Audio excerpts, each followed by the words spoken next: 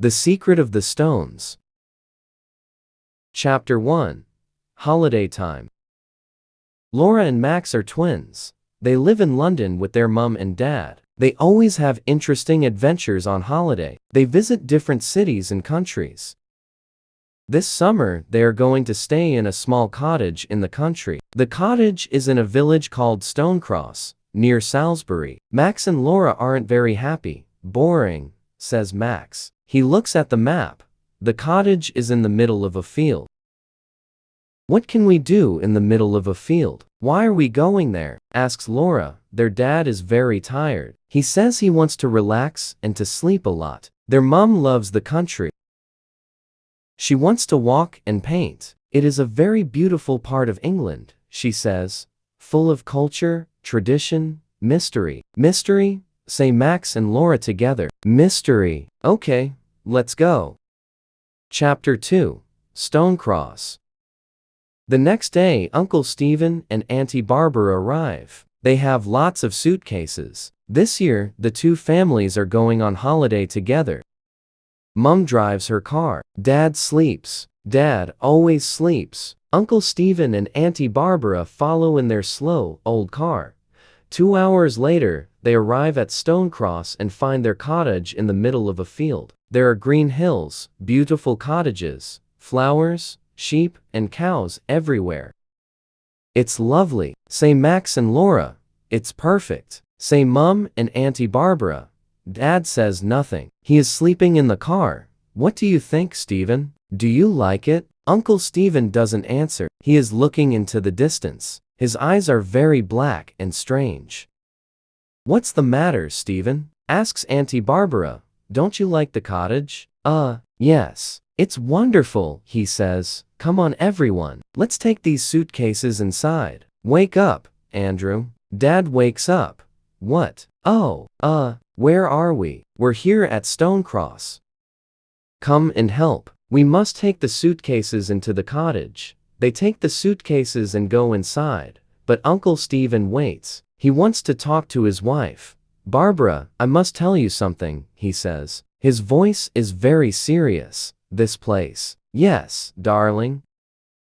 This place is in my book. Do you remember? The book I am studying, about mysteries. But Stephen, that book is very old. It's full of strange codes and secret messages. Exactly. Don't you understand? This is the place where... Come on, Barbara. Come on, Stephen. Shouts Mum from the cottage. We're coming. Oh, Stephen and Auntie Barbara answer. But when they walk to the cottage, their faces are white. They look very worried. Chapter 3. Carter and Mrs. Black.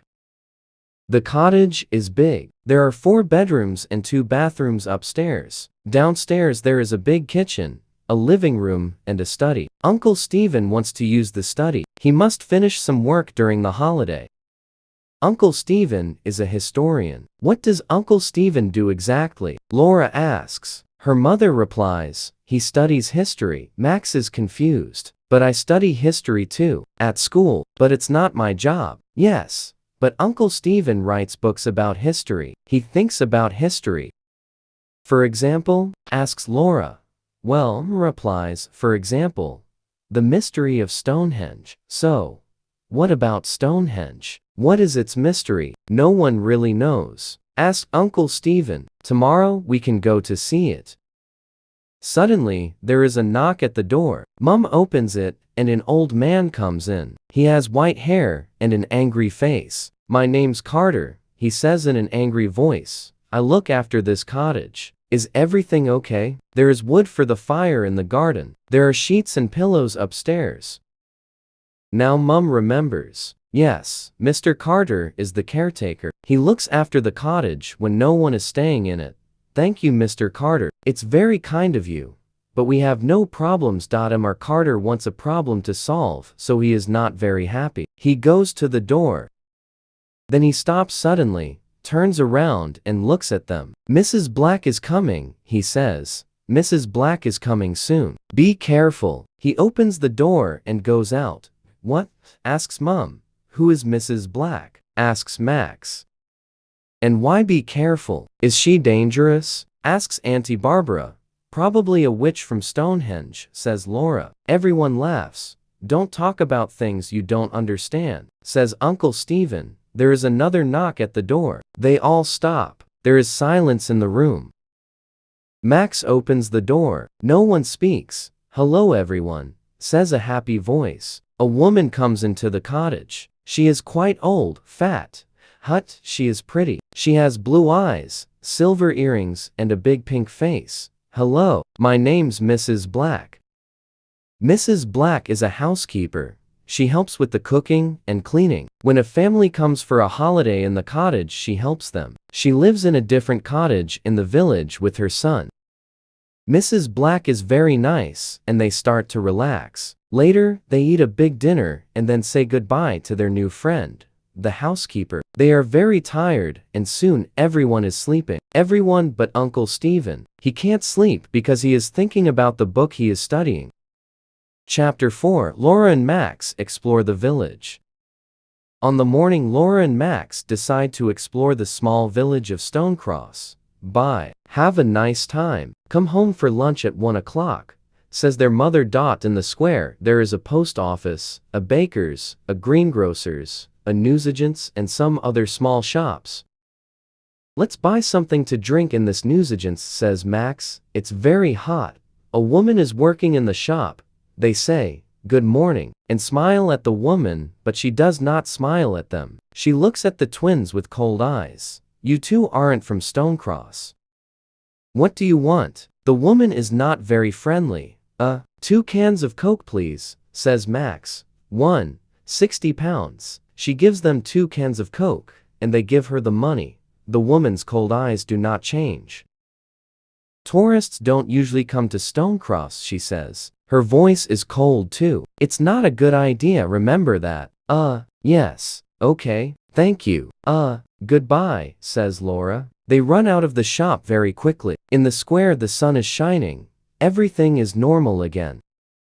Wow, there are some strange people in this village, says Max. They walk along another street, and suddenly a man appears. He is not very old. He is wearing a dark suit and a tie with a strange design on it. The twins stop. The man smiles. He says, hello, hello, 2 explorers in Stonecross.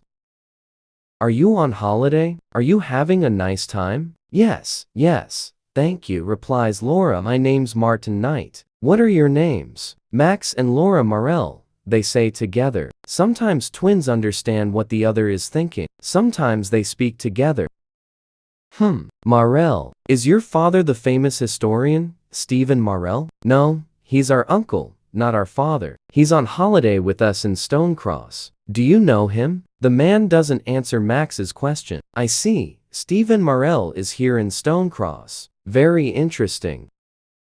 And tell me, what is he studying at the moment? Oh, a really old book about mysteries and secret. Sorry, Mr. Knight. It's very late. We must go home and have lunch. Laura stops him. Come on, Max. It's time to go. Can we meet tomorrow? Says Martin Knight. You can tell me about your uncle's old book. Okay, says Max. Come on, Max, says Laura, and the twins go back along the road. Sorry, Max, but I don't like that man, explains Laura. He wants to know about Uncle Stephen and his hooks. But Uncle Stephen is very famous. Lots of people want to know about. I know, but this man is different. I can't explain why. Not everyone is strange in Stonecross. Think of Mrs. Black. She's a nice, normal woman. Yes, you're right. Sorry, but now, it's 1:45, and we am. Chapter 5. A Visit to Stonehenge.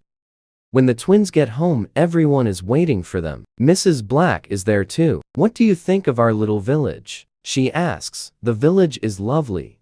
Some of the people are strange, replies Laura. Mrs. Black laughs. I know.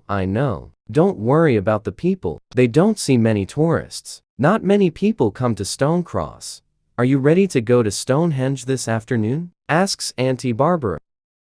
Mrs. Black says, you're going to Stonehenge. It's nothing special. A circle of old stones. That's all. Stonehenge is near the village of Stonecross. They take the cars, and in 20 minutes they are there. Laura suddenly shouts, "Look, there it is, and down in the valley." "It's spectacular," says Uncle Stephen.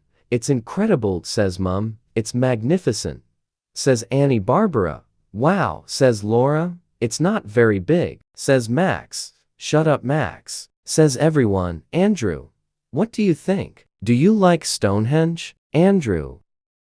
Dad doesn't answer. He is sleeping in the car. "Andrew, wake up now." This time Mum is very angry. Around the stones there is a fence. People can't touch them, but they can go very near and take photographs.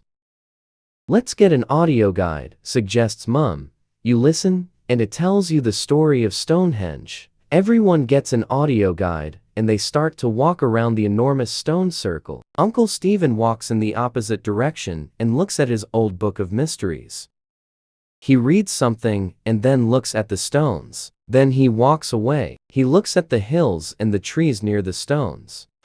3 hills around the stones. Yes, it is a type of triangle, he says to himself. Then he looks at the stones again. Uncle Stephen is thinking.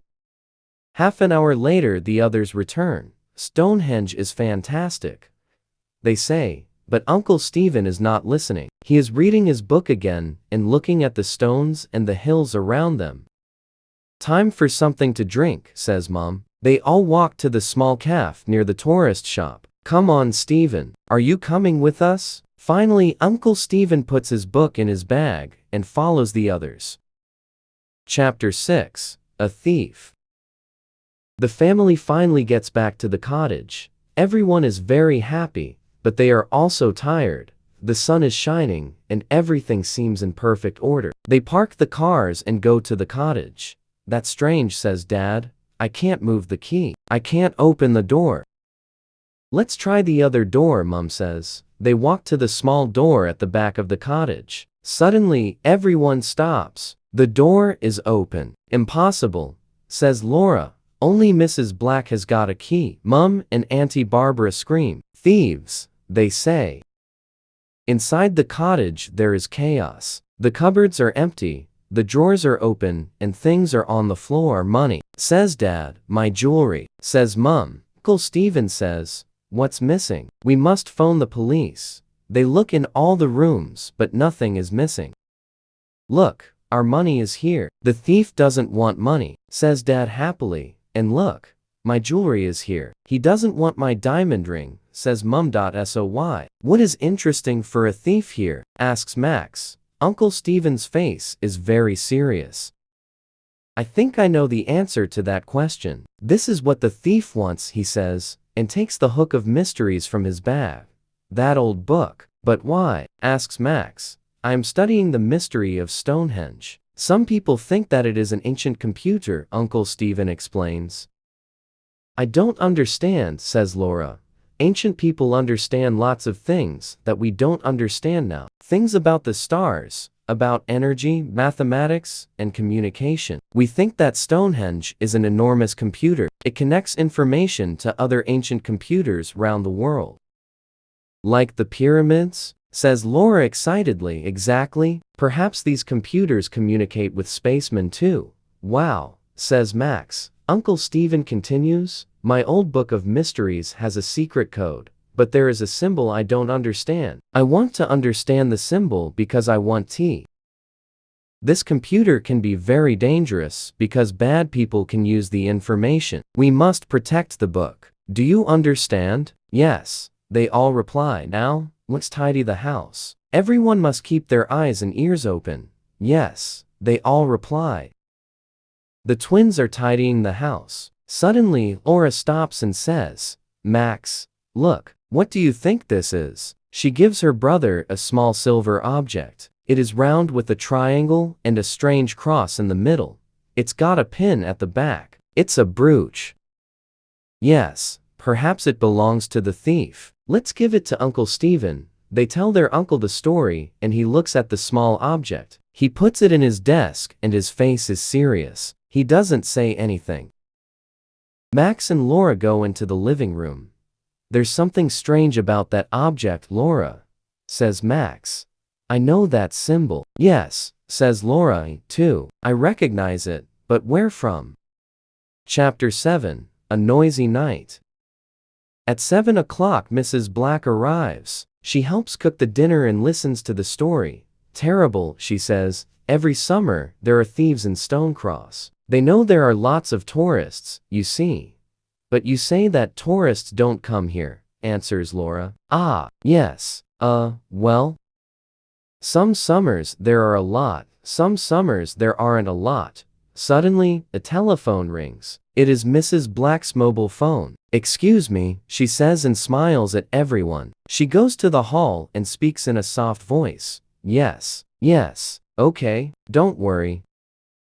Everything's all right. I don't know, perhaps tonight, perhaps tomorrow night. Okay, bye, my son, she explains. He's 27, and he doesn't know how to cook. Can you believe it? Mom laughs. I'm sure he prefers your wonderful cooking. Later that evening, everyone is playing cards together. Mom is winning. She always wins. Mrs. Black says, who wants a nice cup of hot chocolate? During the evening and at night it is cold in the house. They say, yes please, Mrs. Black. But Laura says, no, thank you.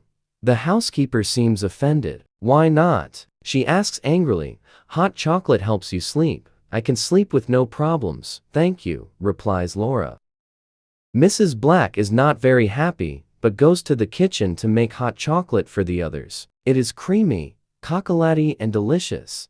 This is wonderful, Mrs. Black. What is the special ingredient? Do you have a secret recipe? Asks Mom. It's my grandmother's secret recipe, she says and laughs. She says good night and goes home. Soon, everyone is very sleepy and goes to bed. Only Laura isn't tired. It is the middle of the night. Outside, the sky is full of stars, but there is no moon. Everyone is sleeping. Mom is dreaming and Dad is snoring. Suddenly Laura sits up in her bed. There is a noise. Someone is downstairs. She relaxes. It is probably her father. He sometimes gets up and sleepwalks. But no, she can hear her father. He is snoring in his bedroom. She gets up very quietly. Yes, there is someone. The noise is in the study. She goes downstairs. She is very quiet. When she is outside the study, she stops and listens. She hears the sound of paper. I must be brave, she says and pushes the door open quietly. Stop, thief, she shouts, but to her surprise, she sees Mrs. Black. She is sitting at Uncle Stephen's desk reading his notebooks. Oh, Mrs. Black. It's you, says Laura. Hello Laura. I can't find my car keys. Perhaps they are here. I don't want to disturb everyone. Oh, all right, says Laura, but then, she remembers. Mrs. Black hasn't got a car. At that moment, Dad and Uncle Stephen arrive. They think there is another thief. Dad smiles and laughs. Phew, it's Mrs. Black. Hello, Mrs. Black. You're working late tonight. Uncle Stephen doesn't laugh. What are you doing in my study, Mrs. Black? He asks. She tells him the story of the car keys. Uncle Stephen replies, tomorrow we can all look for the keys together. Now, it's time to sleep. Good night, Mrs. Black. He opens the door and the housekeeper goes out. She doesn't look at Uncle Stephen when she says, good night, everyone.